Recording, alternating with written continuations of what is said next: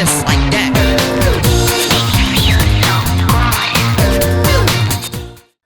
Eh bien, bonjour tout le monde, on se retrouve pour une toute nouvelle vidéo de Sim Park Tycoon 2. Et pour une fois, on ne se retrouve pas sur notre place d'entrée, mais on se retrouve surtout sur notre zone Atlantis. Et c'est vrai qu'avec ces températures extrêmement fraîches, ça fait du bien un petit peu de se réchauffer le cœur avec une zone thématique, voilà, qui inspire à la chaleur, qui inspire à l'été, qui inspire aux attractions aquatiques, qui inspire aux grosses sensations avec les hypercoasters qui est juste derrière. C'est une très belle zone qui se voit dotir désormais d'une nouvelle attraction en Skyline dont on va aller directement aborder, j'ai envie de dire, puisque notre parc d'attractions n'a pas énormément évolué comparé à la dernière fois, puisque c'est vrai que j'ai l'habitude entre chaque inter-épisode de faire évoluer nos attractions, de faire évoluer nos infrastructures, de faire évoluer les choses. Mais voilà, cette fois-ci, je me suis dit, je vais vraiment faire les choses avec vous, puisque la fois dernière, on avait présenté une mise à jour, puis on avait présenté tout ce qui avait été fait durant l'inter-épisode avec le Spinning Coaster. Et il y avait tellement de choses à dire que je n'ai fait que parler, que je n'ai même pas fait construire. Alors il y a quand même 2-3 petites choses qui ont changé vis-à-vis de ce Spinning Coaster, mais je tenais voilà à reprendre plein de petits points avant d'attaquer vraiment dans le dur de la construction du Spinning Coaster. Voilà, l'introduction on va dire a été assez brève, puisqu'on va vraiment rapidement rentrer dans le vif du sujet, à savoir notre Spinning Coaster. Alors la dernière fois, ce qu'on avait fait, c'est qu'on avait présenté donc le hangar de maintenance qui est vraiment nickel, hein. C'est vrai qu'on n'a jamais fait un hangar de maintenance aussi détaillé, donc si jamais vous n'avez pas vu l'épisode précédent, je vous invite vraiment à aller le voir, parce que là on rentre vraiment dans le cœur du sujet. On a été vraiment dedans, on avait fait notamment un track switch très détaillé, on avait fait un pont roulant, voilà, ce genre de choses voilà, qui sont très spécifiques à la maintenance. Ça peut vous apprendre certaines choses, notamment sur la manutention, va-t-on dire, des charges lourdes, qui est un sujet dans les hangars de maintenance, et ce Spinning Coaster n'est pas épargné, va-t-on dire, par ces sujets. Alors, comme vous pouvez le voir, le layout n'a pas bougé, comparé à la dernière fois. La seule chose qui a bougé réellement, ça se passe au niveau de la file d'attente, surtout au niveau du début de la file d'attente. On a désormais quelque chose de couvert, puisqu'en effet, j'ai un petit peu essayé de modéliser la structure même du tout début de notre file d'attente. D'ailleurs, vous le voyez, il y a des choses qui commencent à prendre forme, va-t-on dire, esthétiquement avec le building. On a à gauche la file standby et à droite la file single rider, sachant que je le rappelle, la sortie se situe juste ici. Je veux que le quai d'embarquement, on ait les files d'attente qui arrivent via le quai d'embarquement,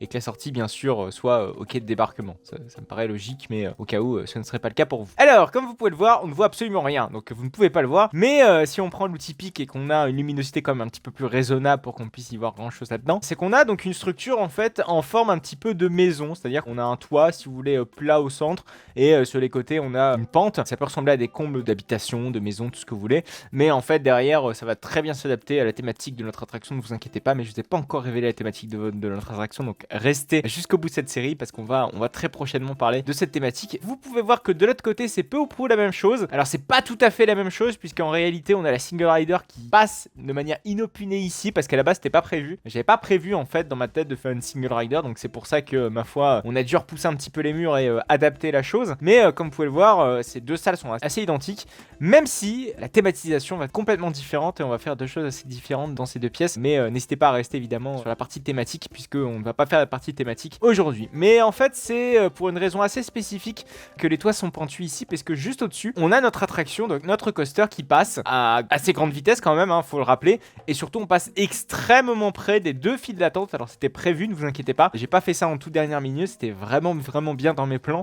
Et d'ailleurs c'est pour ça que j'ai laissé un trou, c'est pour pouvoir laisser passer les supports, voilà, pour pas qu'on ait trop de contraintes à thématiser les supports dans les salles de file d'attente. Là c'est extrêmement bien visible, c'est-à-dire que là on a ces deux pentes, voilà, qu'on a sur les côtés. En fait j'ai remis tout simplement une pente de l'autre côté pour faire une symétrie quand on est dans la pièce. Par contre quand on est à l'extérieur, voilà, seul ce flanc-ci, va-t-on dire, enfin ces flancs-ci sont utiles réellement à la clearance, en tout cas de notre attraction. La clearance en fait c'est l'enveloppe, si vous voulez, quand votre wagonnet passe, si votre visiteur voilà tend la main, l'objectif c'est pas qu'il touche un objet. Voilà, c'est ça que j'appelle une clearance. C'est très important, voilà, d'y réfléchir, que ce soit au niveau du building, que ce soit au niveau des bâtiments, que ce soit même entre les trains. Que je rappelle, il y a plusieurs trains qui vont circuler sur notre coaster, et faut pas qu'entre deux zones de frein, les deux véhicules voilà qui rentrent en collision. Faut bien s'imaginer que nos visiteurs eux lèvent les bras, et donc il faut prévoir voilà que les visiteurs lèvent les bras et qu'ils ne se touchent pas entre eux. Ça c'est des choses que prévoient les parcs d'attractions avec un pull-through qui n'est pas disponible évidemment dans ce jeu, mais qui est disponible d'ailleurs dans No Limits 2. Vous avez la possibilité de pouvoir l'ajouter, mais bon c'est pas trop le sujet de No Limits 2. Là on se cantonne bien sûr à Sim Park Tycoon 2. Voilà, donc aujourd'hui ce qu'on va faire c'est la suite du layout. C'est vrai que la dernière fois, enfin il y a 2 épisodes de cela,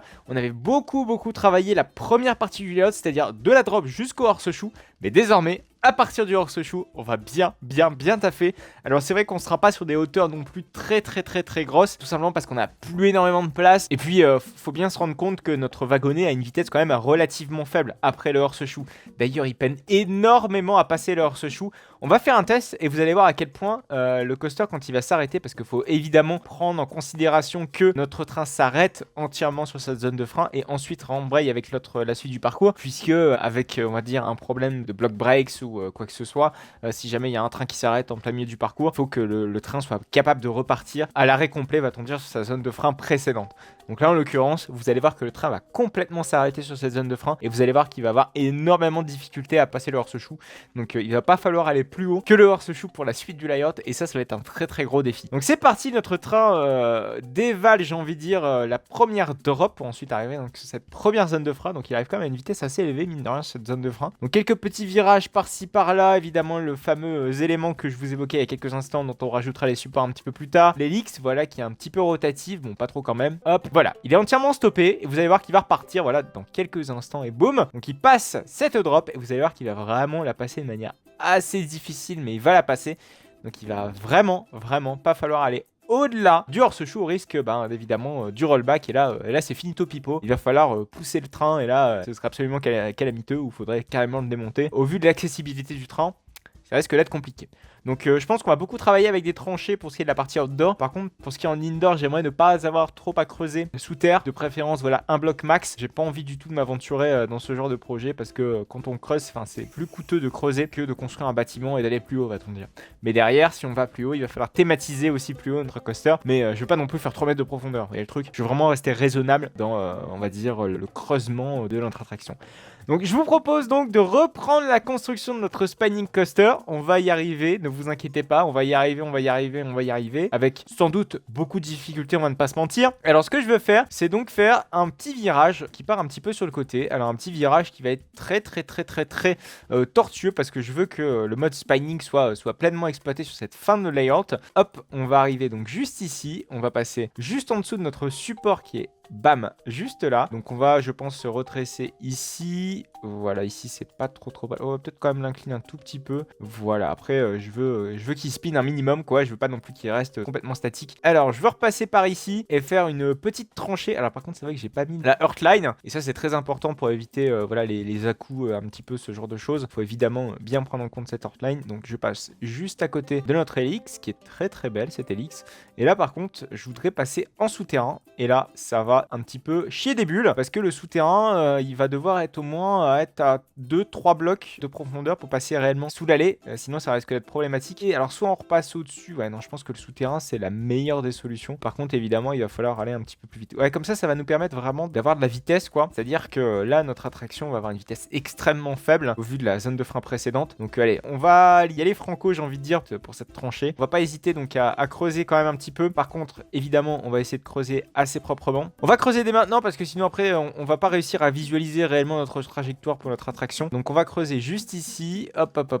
Donc l'objectif c'est d'atteindre non pas du 2 mais du 3 de profondeur juste ici. Je préfère creuser en fait des tranchées quand on est juste ici, c'est-à-dire au niveau des allées plutôt que dans le bâtiment, hein, parce que le bâtiment voilà ça se voit pas trop, tandis que quand on creuse des tranchées ici ça a une réelle esthétique avec la zone et on peut très bien jouer. Tatis le fait très bien, Taron le fait très bien, voilà on peut très bien jouer avec la zone thématique en elle-même, c'est-à-dire que ça fait partie de la thématisation des tranchées. D'ailleurs si vous l'avez bien remarqué, les tranchées tout Tatis sont très localisées sur des parties très proches de la zone thématique. C'est pas pour rien puisque les tranchées mine de rien ça reste esthétique et ça reste quand même super sympa. Et on n'a pas de tranchées voilà du côté du layout où on a par exemple juste après le top hat côté Osiris, tout ça il n'y a pas du tout et ça permet vraiment de créer une thématisation un petit peu supplémentaire. Donc on va reprendre un petit peu cette même philosophie, cette même idée. Par contre j'ai peur que ça spin énormément ici.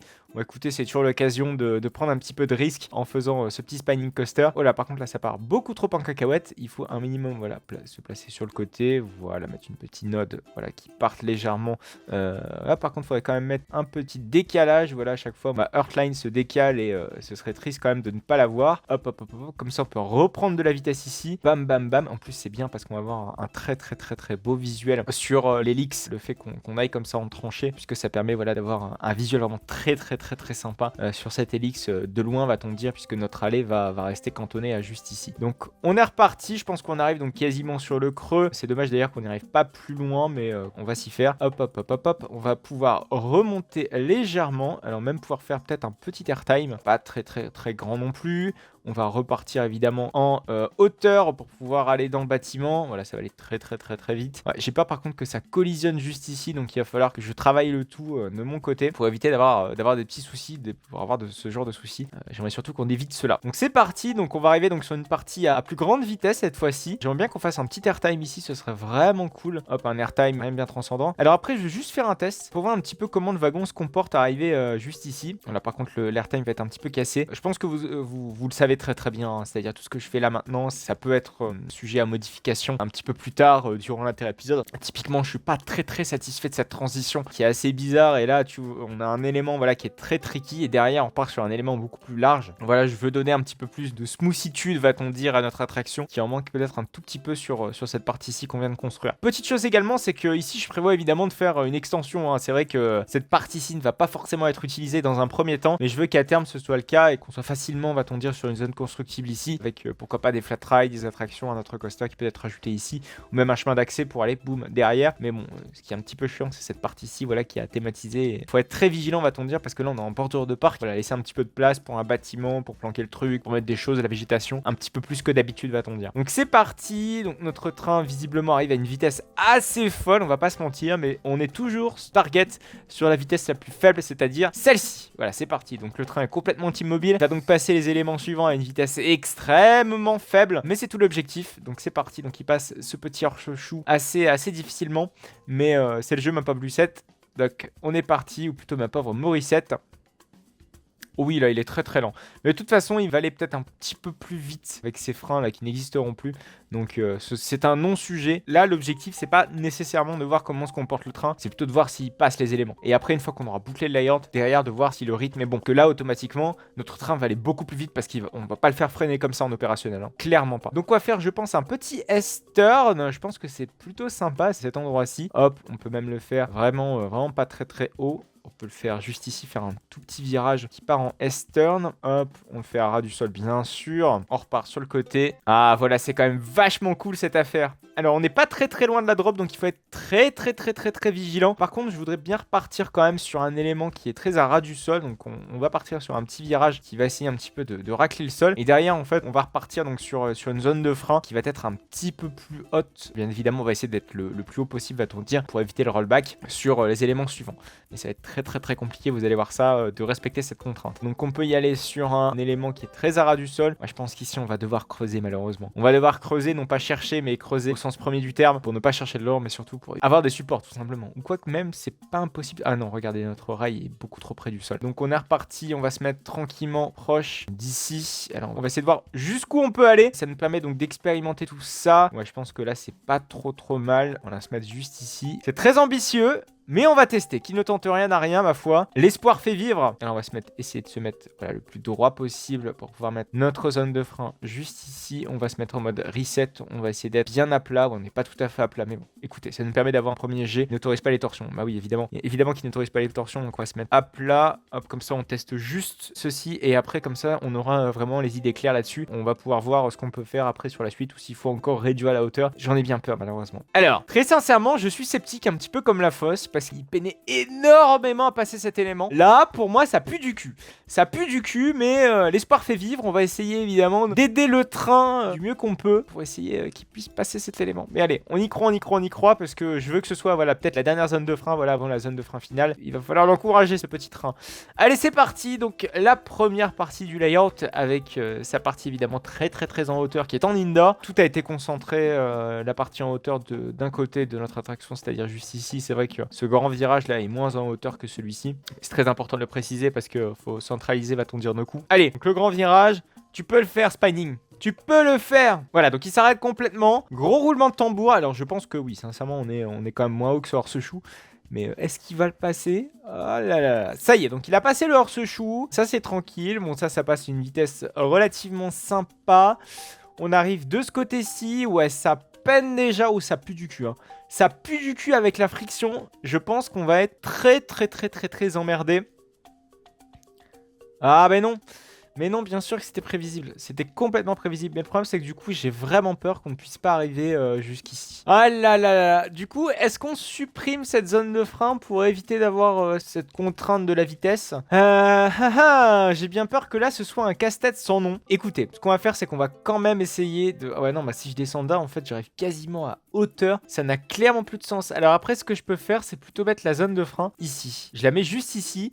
Comme ça, derrière, j'exploite l'entièreté de la hauteur de notre attraction. Alors attention. Ouais, comme ça, on sera très très proche d'une sortie de secours et potentiellement, on sera moins emmerdé. Bon, écoutez, c'est parti. Allez, on va tenter le coup. On va se mettre la petite contrainte, voilà, de la zone de frein qui est juste ici. On va essayer de se mettre le plus en hauteur possible. Et comme ça, derrière, en fait, la prochaine zone de frein, ce sera la zone de frein finale et on sera plus trop emmerdé. Donc, on va évidemment s'accrocher sur le nœud. On va essayer de voir si notre spinning coaster passe ces petits éléments. On se met juste ici. On va se mettre en mode normal. Alors, c'est du test, hein, bien sûr. C'est de l'expérimentation, donc c'est pour ça que notre rail est un petit peu zarbi et que je vais le laisser ainsi, mais je veux voir en fait si la hauteur passe en fait. Si la hauteur passe tout simplement, sinon si ce n'est pas le cas, ben, on va l'avoir dans le cululu. J'aimerais faire quand même un petit peu plus de layout que ce qu'il y a actuellement, donc ça va être une très grande contrainte. Donc c'est parti, notre train expérimental gravit ce lift pour arriver pas trop loin je l'espère et avec une bonne vitesse sur la suite du layout. Bien sûr de mon côté je ferai en sorte que tout cela aille pour le mieux, donc je ferai toutes les modifications qui seront nécessaires, qui j'espère feront fonctionner le coaster tant bien que mal et correctement. Donc c'est parti, donc là on arrive sur une partie relativement punchy, hop, quelques petits airtime, voilà c'est sympa. Donc là on arrive sur l'énorme Helix, il va évidemment s'arrêter, en tout cas je l'espère. Oui c'est vrai que j'ai rajouté une zone de frein, est-ce que du coup il va pas me... Ouais ok c'est bon, il s'est arrêté. Est-ce que vous êtes prêts? C'est parti. Donc là le train dévaleur ce chou. Voilà, c'est parfait. Difficilement encore une fois. On arrive sur quelques petits éléments et après on va pouvoir se laisser parce que l'épisode mine de rien tourne très bien. Tout comme le coaster. Sincèrement, je pense qu'on peut refoutre encore un de hauteur. Alors c'est peut-être très ambitieux, mais je pense qu'on peut en refoutre un. Ouais, vous savez quoi? On va essayer. On va essayer. Après, je pense que ce sera tout. Normalement, c'est la hauteur qui correspond le mieux. Alors, par contre, ce que j'ai un petit peu peur, c'est que juste ici, on va avoir cette partie-ci du layout qui va être très proche. Alors, soit il va falloir une drop très inclinée, soit il va falloir que je rehausse un petit peu ce passage. Enfin bref, il va falloir que je travaille à tout cela. Si cette hauteur-là, on arrive à caser cette zone de frein ici, normalement, ça devrait le faire pour la suite du layout. On devrait faire quand même quelque chose d'à minima sympa. Sinon, on risque de s'être complètement planté. Et là, je sais pas. Est-ce que rajouter encore de 1 le lift plus rehaussé, de 1 cette zone de frein, enfin un peu tout rehaussé, ça pourrait correspondre, sachant que en fait déjà si le train est à l'arrêt ici, là il passe difficilement. Ou supprimer cette zone de frein, pour rehausser de 1 ici, derrière ça passe crème pour la suite. Ça peut être une autre solution. Donc là, il est complètement arrêté. On est parti. Je pense que la solution la plus simple, en fait, serait de supprimer cette zone. Parce qu'il arrive vraiment à une très bonne vitesse. Ah non, il arrive déjà à une vitesse assez faible quand il est à l'arrêt, là. Ah là, ces histoires de block breaks, qu'est-ce que c'est compliqué. Mais il faut absolument le prévoir au risque, sinon d'avoir des rollbacks. Et là, on est emmerdé. Bon, visiblement, ça passe. Je dis bien visiblement, parce que si on fait quelque chose de plus linéaire, qui soit moins punchy, j'ai bien peur que le train se mette à rollbacker. Et là, il va falloir prévoir tout ça. Bon, écoutez... On va voir ça la fois prochaine. Je vais travailler sur tout cela un petit peu tranquillement de mon côté. Mais ça va permettre de bien réfléchir à la chose et de vous revoir donc la semaine prochaine tranquillement avec les idées claires, avec notre attraction, j'ai envie de dire, d'assez aboutie déjà sur sa fin de layout. Et je pense que d'ici la fois prochaine, on va dire, notre layout sera bouclé. Et ça, ce sera absolument dingue parce que ça va vraiment passer, va-t-on dire, à un autre stade du projet. Après le layout, voilà, on va passer aux grosses œuvres, c'est-à-dire avec tout ce qui est bâtiment, etc. Et là, il va y avoir encore du boulot. Même si l'aspect thématique va pas tarder à arriver après. Voilà, bon écoutez, c'est sur ce coucher de soleil que l'on va se quitter. J'espère en tout cas qu'elle vous aura plu, cette petite vidéo. N'hésitez donc surtout pas à la liker si jamais ça a été le cas. N'hésitez également surtout pas à vous abonner pour ne plus manquer aucune autre de mes vidéos. Il y a plein de vidéos qui ont été postées durant la période de Noël dans les parcs d'attractions. On a été à Walibi, on a été à Europa Park. Et je vous invite vraiment à aller voir la vidéo à Europa Park puisqu'on a visité le parc d'attractions allemand pour sa saison de Noël. Et il faut dire que la saison de Noël à Europa Park, c'est absolument dingue. Il y a un tout nouveau projet également qui est en cours de construction, c'est Voltron. On va bien évidemment aller le tester ce Voltron. Et c'est un projet qui est un petit peu aussi ambitieux que le nôtre, hein, très sincèrement. Je vous invite donc à aller voir la vidéo à Europa Park qui a été tournée en décembre dernier. Le lien va donc s'afficher sur la droite. Il ne vous reste donc plus que quelques secondes pour aller voir Noël à Europa Park.